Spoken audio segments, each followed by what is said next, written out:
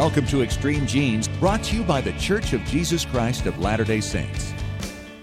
This week on Extreme Genes Family History Radio, what would it be like to identify your own birth father? Hi, it's Fisher, and I'll be talking to an Idaho woman who did just that using genetic genealogy. Plus, CeCe Moore joins us on the show talking about the latest episode of her ABC hit series, The Genetic Detective. Plus, Melissa Barker, the archive lady, and Diane Southard, your DNA guide. It's a loaded show this week on Extreme Genes Family History Radio, brought to you by FamilySearch.org. Discover, gather, connect.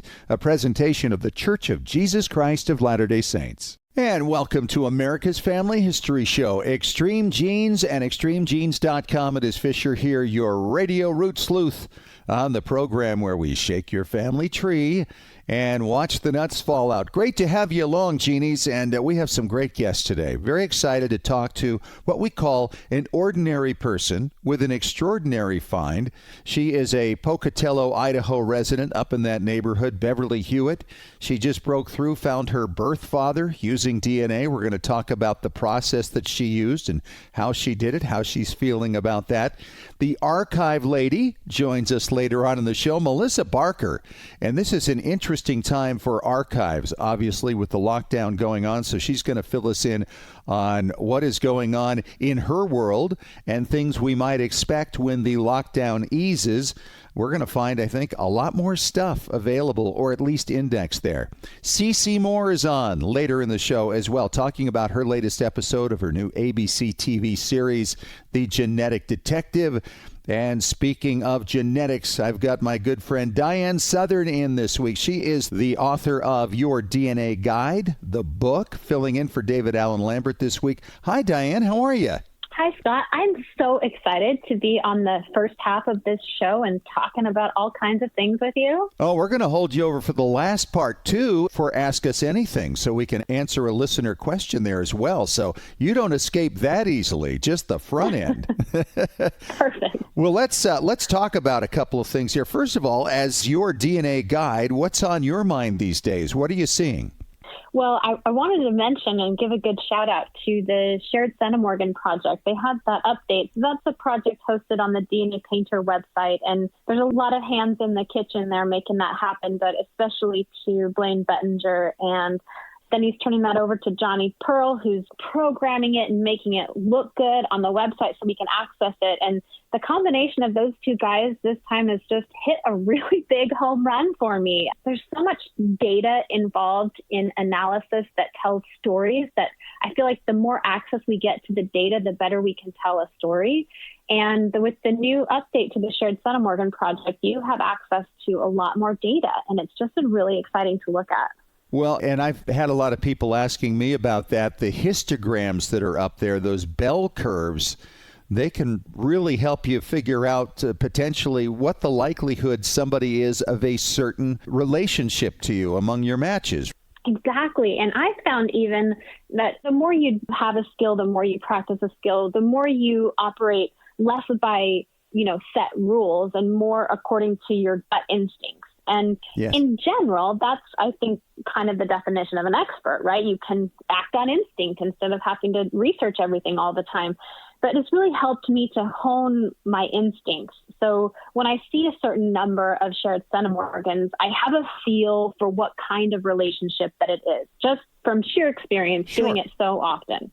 But when I take that number into the Shared Centimorgan project and I place it on that bell curve and I can see it, oh yeah, it's in that sweet spot right there in the middle, or it's on the edge one way or the other, it really gives me that extra bit of information to feel either very confident moving forward in a given relationship, or if I'm on the edges and I can see where it's at the edge, I can tell myself, wait a second, let's just take one step back and let's ask a bigger question. Let's not ask, is this the right relationship?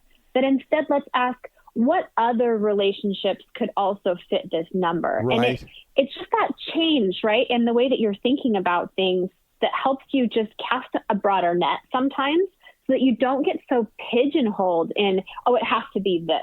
I love the way you're thinking. You're absolutely right. And look at how the tools just keep getting better and better. And if people haven't looked at this yet, you can do that on the DNA Painter site. And thanks to Johnny and to Blaine for bringing it to us. It's just better and better all the time. Well, let's talk about some family histoire news here today, Diane. And this is right up your wheelhouse here. Civil War female spies.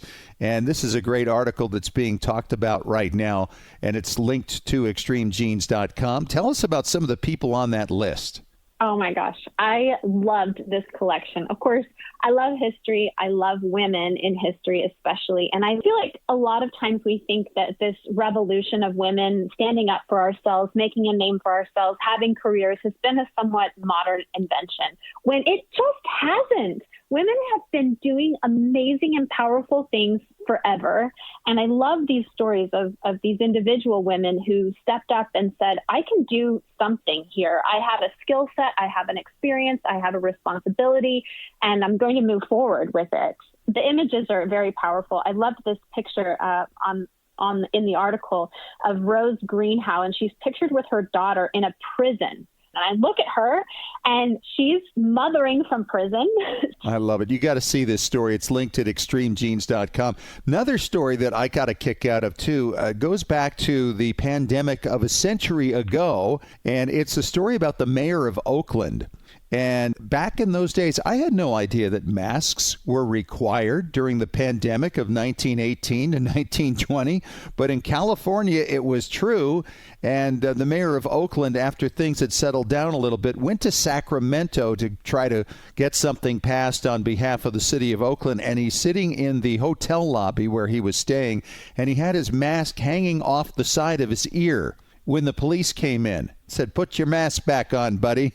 And he did for a moment, and then as soon as they turned around, he took it off again and started smoking on his stogie, and he wound up getting arrested and taken to jail, the mayor of Oakland, because he wasn't wearing his mask. How much have things stayed the same over all these years? Oh, it's so true. I think some stores in South Florida here have actual guards at the door where you cannot enter without your mask on. Wow. All right, Diane, thank you so much for coming in and filling in for David. And we got to get you back at the back end for Ask Us Anything, okay? All right, Scott, thank you. And it's always fun to talk to what we call ordinary people with extraordinary finds, just to illustrate the fact that you can do this. You can find your people. You can solve your mysteries. And one of those people is Beverly Hewitt. She is in Chubbuck, Idaho. She's on the line with me right now. And Beverly, let's just go back 10 years. You got quite a shock 10 years ago, didn't you? Well, I did. My father called me about a year before he died on the phone, and he said, "Bev, I have something to tell you." And I said, "Okay." He was pretty serious. And he said, "Well, I'm not your father." Oh, wow. I said, "Okay." And he didn't go into any other detail, and I just went on to say, "But you're the one who raised me, and you are who I know. So you're still my father." And we didn't have much more to say than that at that time. And then we just kind of mulled things over, and we continued to talk through the next year. And he got ill and died about a year later from cancer. But we still had a great relationship, so there wasn't a problem. But I could tell he wanted to get that off his chest before he died. He was almost 90. Oh, boy. And so it was time. And my mom, my biological mother, died 20 years before that. So she never told me. My siblings knew, but they were told never to tell me, that Mom and Dad would tell me when it was time. So it never came out until 2010. Wow. And that's where it started. So at some point, you obviously made the decision you wanted to know who your birth father was. And so when did you finally take your DNA test, and who did you test through? Well, I tested about 5 years later through Ancestry. I made that decision. I've been working on my genealogy, my family tree, for many years. I got hooked back in college when I took a genealogy class about 48 years ago, and slowly been working on it over the many years. So I decided after this I would take the DNA test. They were getting better, and I did it through Ancestry. And I also had two of my siblings tested. They agreed to be tested. And it did come out that we were half siblings, and had all these other people in there that I could see. And of course, Ancestry has continued to develop and refine the tools. And so over the years Sure. and time, we've been able to group and to do the different things. And so it's been helpful to been able to sort through, okay, these are my mom's side with my brother and sister. So these are my biological father's side. Exactly. And that's the important thing for people to understand who are trying to do this kind of thing, whether or not you don't know who the birth father is, or maybe it's a grandparent, right? It works the same way. You basically have to eliminate the matches that come up on your DNA test results that come from the lines not associated with that side. And so you started out beautifully.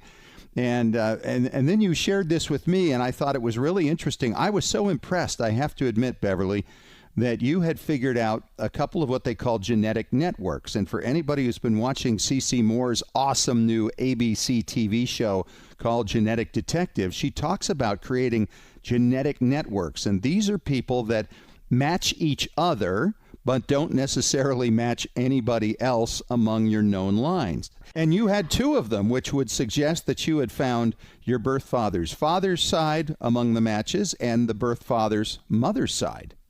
That's correct. And that's how I went and grouped them with, I started out, when I started the groupings, I just starred all the ones that I knew that were not on my mother's side. Mm-hmm. Yeah, and because then, you couldn't put a name on it to put them in a group, right? Right. And so I just put them as stars. And then I went through and started looking at these trees or the unlinked trees.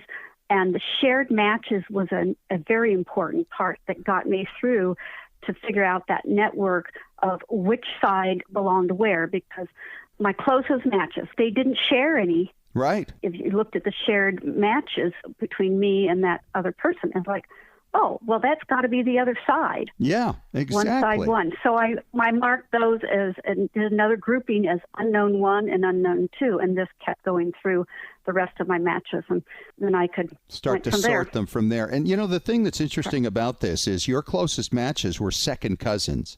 And I think a lot of people feel, oh, if I don't find a half sibling or I don't have a half aunt or something like that, that I'm not going to be able to identify who my people are. But it didn't work that way with you, because of the fact that with all the matches you had on your second cousins, that means you would then share great-grandparents with those people, right?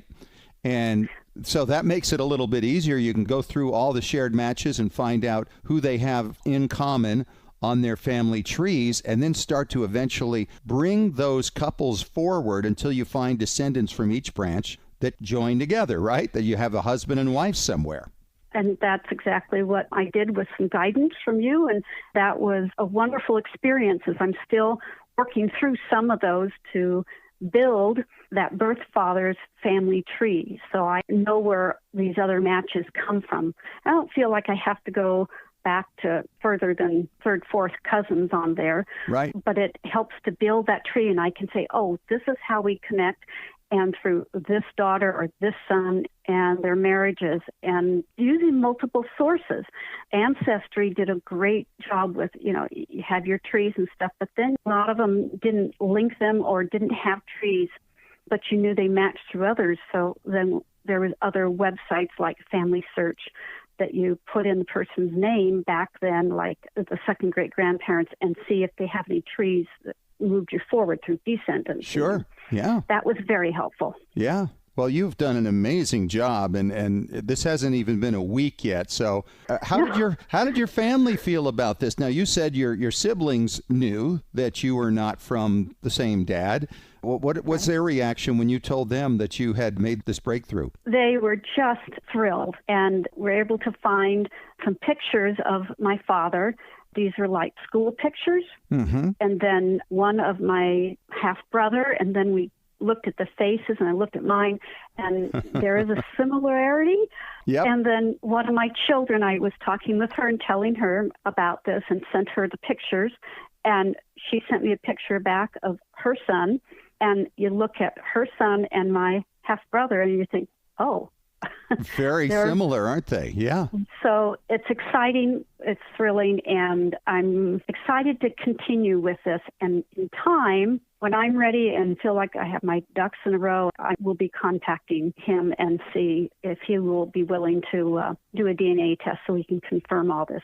But all the DNA links and the trees match right down to that. So Sure. Well, really, I think the DNA test with your half-brother would be more for him than for you, because really the DNA doesn't lie, and all the information that's come together points only to him, because he was the only son born to that coupling where the two branches came together. So that made it really easy. I will tell you again, as I've mentioned many times on the show, when people find birth family, they're often nervous about what the reaction will be. But more often than not, I mean by a long way, like 80-90% of the time, it's a very positive experience. And people are fascinated by it and the things they've learned and the things they've discovered. I'm sure you'll get a lot more information about your birth father and his life and what went on there and about your own origins. Did you find out his occupation? You know what he did? I did, because we found an obituary for my father, and he was quite prominent back in Virginia. He was a lawyer, and so that gave me, because of the obituary, the children and his sisters, and so it made some more connections, and his wife that he married 6 years after I was born. So I did, and I know a little bit, and I just continue to work on that and research. And like I said, I'm building my tree and work on documentation. Sure. And this all makes sense. Have you started making groups then for the surnames that you learned in the tree, the maternal lines off the grandparents as well? Yes, I have been. And so I'm looking at that as I continue with my matches and so forth on Ancestry. And then in my own software program that I use, I'm putting all that in on trees and family group sheets. And then I can go back and go down through and look at the descendants and say, oh, now I can see, yes, that's second cousins. I knew that, but it's the visual that helps me. Yes. I do that a lot. I do a lot of just handwritten diagrams sometimes to try to figure it all out. But, all the pieces have to fit in exactly right. The distance from your match to the common ancestor has to fit. And then all the other information about who married who and how they all came together. And when it comes together, it's just that aha moment. You sit back and you look at it and you go, there's not a problem here. And as C.C. Moore talks about a lot too, when you come up with an answer, you do want to try to find ways you can disprove what you've done. But there was no way to disprove this. It was really thoroughly put together. It was really clear, wasn't it? Yeah, it was very clear. And so how has your husband reacted to this? I know he's been keeping an eye on you. Yeah, he has. And of course he knew, because we had talked about it, and he was excited for me. It was good. And again, we talk about it and I get some counsel. And so we look through things and just talk about how to approach my half siblings and see how that goes, and in time. So Yep. It's all good. When you're ready to go, absolutely, you'll have those answers. You'll have pictures of yourself that look a lot like your birth father from what you've shown me. So congratulations, Beverly. That's great. I think it's great to talk to people such as yourself so that others who may be going down the same path can get an idea that it's doable. And you get your DNA in there and learn how to use that as just another piece of the puzzle. The results can be incredible. Thanks so much, Bev, for coming on. Appreciate it. You're welcome. Thank you. Well, I think we're all wondering what's going on in different parts of Genie Land during the pandemic, and that's why I thought maybe it'd be a good idea to touch base once again with Melissa Barker. She is the archive lady. She's in Houston County, Tennessee. She actually started the archive there, didn't think she'd like it, and just loves it. And welcome back, Melissa. How are you? I'm doing great, Scott. How are you doing? Well, I'm not wearing my mask at home, I'll tell you that much. I understand, but we got to wear those masks out when we're out, don't we? Exactly. Make sure other people don't get sick. So I've been thinking about you here lately because you always have these fun stories about these amazing things that come into your archive. And the reason we talk about this, of course, is because there are archives all over the country, and there's, I think, largely a lack of awareness of what you can find in there relating to your family, relating to your town and your community. Amazing stuff. And it's a great place for you also to contribute some of the things you may have in your home that aren't going to have a home somewhere down the line. So, Melissa, what happens in the archive when everything's shut down like this right now? Well, I tell you what, the archives work keeps going. It doesn't stop. We are either in our facilities still working, or we're working from home. I actually worked from home for 3 weeks. And what are we doing from home? We're doing a lot of great things that are going to really benefit genealogists and other researchers down the road, because we are indexing, we're digitizing our records and photographs, and we're transcribing. We're making our records better searchable. And so I think you're going to see that in the near future, that many archives are going to be adding a ton of stuff to their websites, to their social media pages, and also being much more available to those researchers once you start getting back into those archives. And I would imagine for those of you who actually run an archive, you're probably more familiar with where things are now, right? Because it's always kind of a constant state of chaos as you try to organize that stuff when it comes in, right? Absolutely. I like to say it's organized chaos. We have our inventories, we have our lists and things, but this has really given us an opportunity to do some inventory, to look at a lot of our finding aids. A lot of our archivists are redoing or revamping their finding aids, comparing finding aids and indexes to the actual collections and making sure everything's there in its proper order. And we're making discoveries as well. I know that sounds crazy. In the archives, how could you discover it again? Right. But many archives have so much that even as archivists, we discover things that we either forgot we had or knew we had, but we brought to our front of our minds that, hey, I forgot we had this. We need to tell our researchers about it. Well, and think about local libraries that house a lot of the things that you keep in archives. The ones I'm most familiar with are in New York City. In New York, they don't have any idea of everything they have. In fact, I once found a book from the 1950s that made note of some records that I was interested in finding, and it said it was now in the municipal archives. It had previously been someplace else. So when I first brought it up, they didn't know about this, but then I presented to them a copy of the page. Now they knew they had it, and then the search was on, and they ultimately found it, and now it's one of their most treasured record sets for researching New York City firemen. They didn't even know they had it. And that happens all the time. And so that's why it's very, very important for researchers to continually talk to the archives where your ancestors lived, where your ancestors' records are located, whether that's a library, an archive, a museum, and ask them, what new records have you processed? What new records have you received as donations? Talk to them about that and see what they have that's new, because maybe it's new, maybe they just got it, or maybe it's new that they just found it in their archive sitting on a shelf. Isn't that funny? Do you sometimes feel like you just want to slap your forehead when you see something like that? Absolutely. Like I said, I've been working on different things that we've not been able to get to because we have phone calls and emails and patrons that walk in the door. And so those are our first priority. So during this time, we've been able to do a lot of work on collections that have been sitting. And so I've been just amazed at some of the stuff that we have in our own little archive that now I'm going to be able to share with researchers.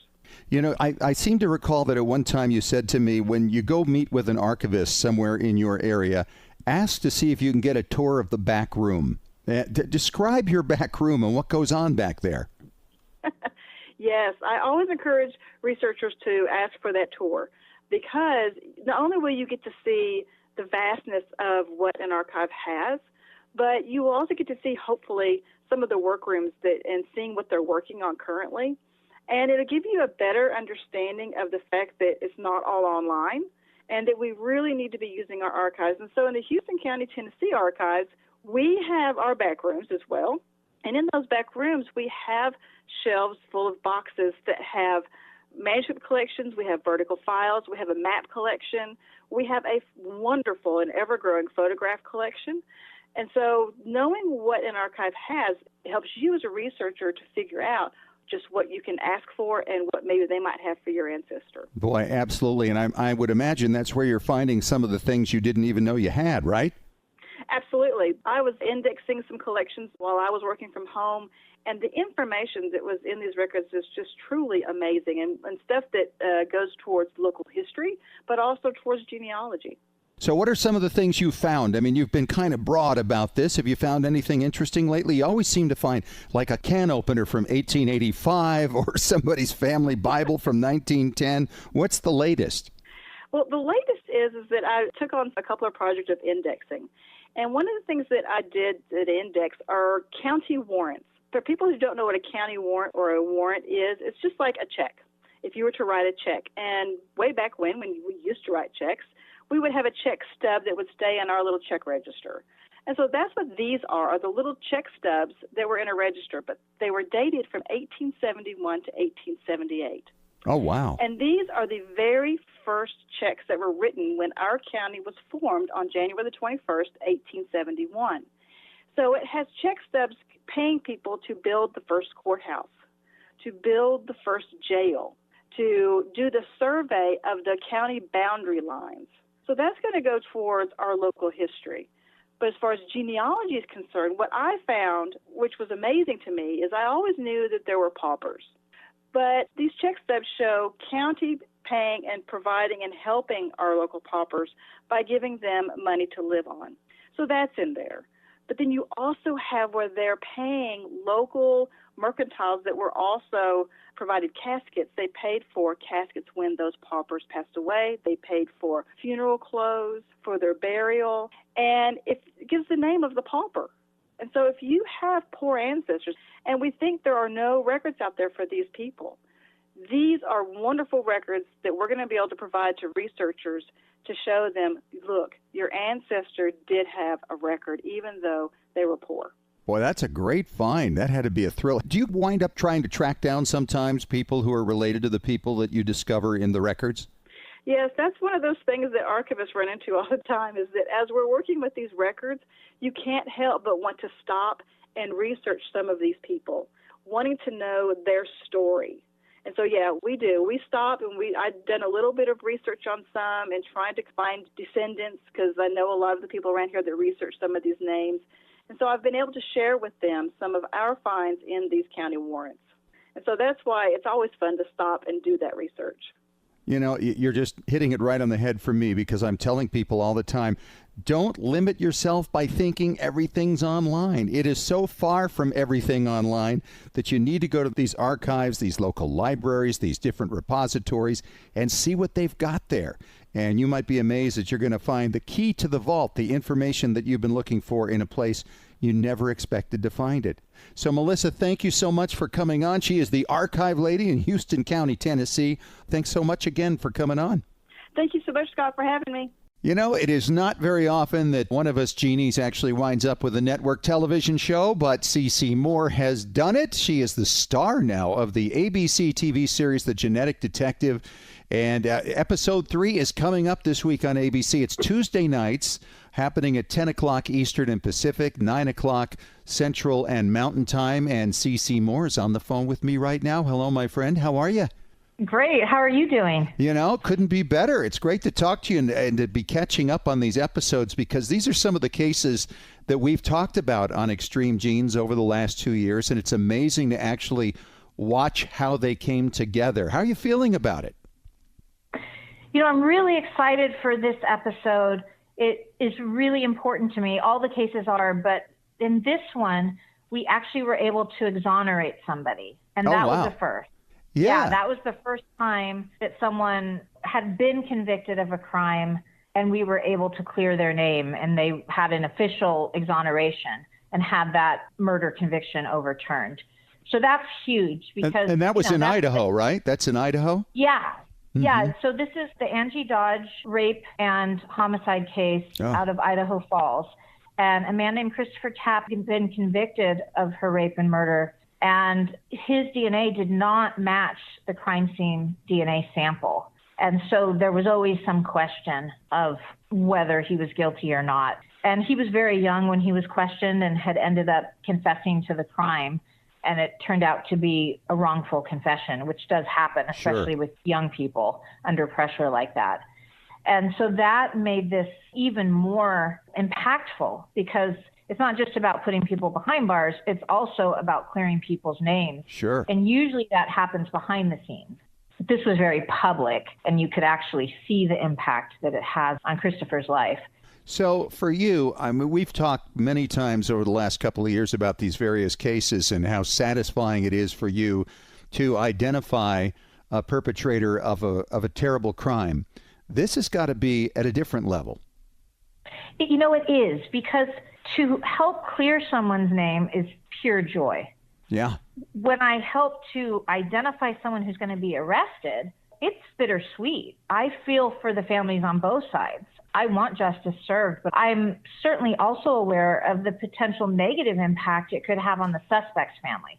I mean, imagine being a child of one of these people who is suddenly revealed to have committed these horrific murders and rapes decades ago. Sure. It must really shake your world. It's a horrible thing. But with an exoneration, it's all good. Yeah. There is no downside to helping to clear the name of someone who's been wrongly convicted. And so it's just so much joy, and I think really the highlight of my entire career. And that's hard to say because I've had a lot of great highlights in my career.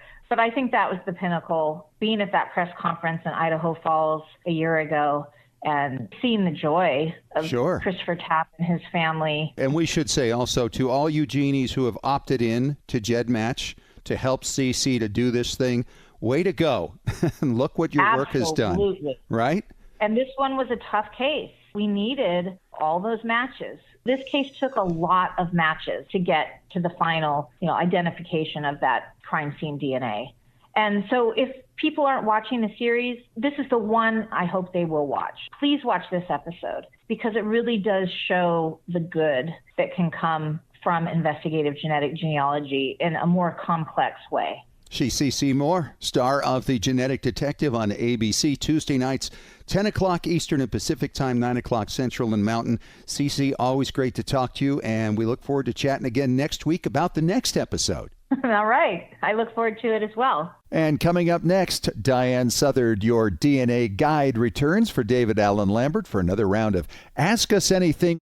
And Diane, we have a question here from Chip in San Francisco, and he is asking, hey guys, what is that new little symbol next to my DNA match names? That is a perfect question for you, Diane. Well, Chip, it's an organization tool, actually, to help you keep track of the matches you've already identified belonging somewhere in your family tree. So I know most people can come to their DNA match page and maybe all those first cousins, well, you know who they are, so maybe you don't need to keep track of them. Right. But as you dig deeper into your results, you identify third cousins, and you don't remember them by name. So this is a way where you can actually connect your DNA match with your family tree. So by clicking on that button, you are then asked, okay, who is this person in your family tree? Ooh. So the key is you have to put the person in your tree.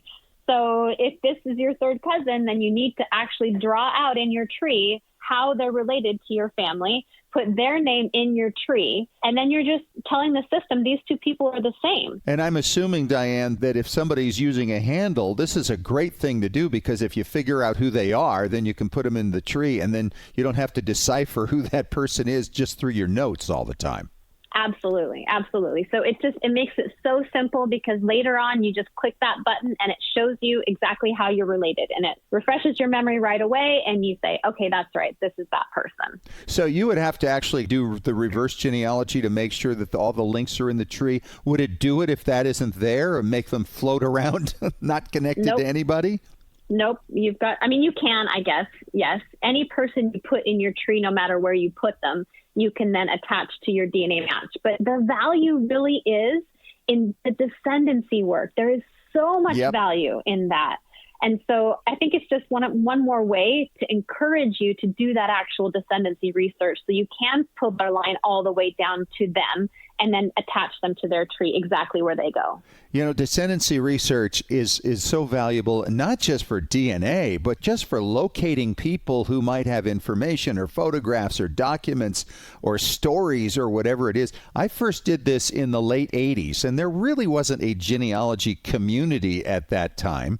There were, a handful of experts out there you could write to in certain organizations, but I remember when I did it, and I located third cousins in different parts of the country, and they shared with me things that I treasure to this day because they were so rare.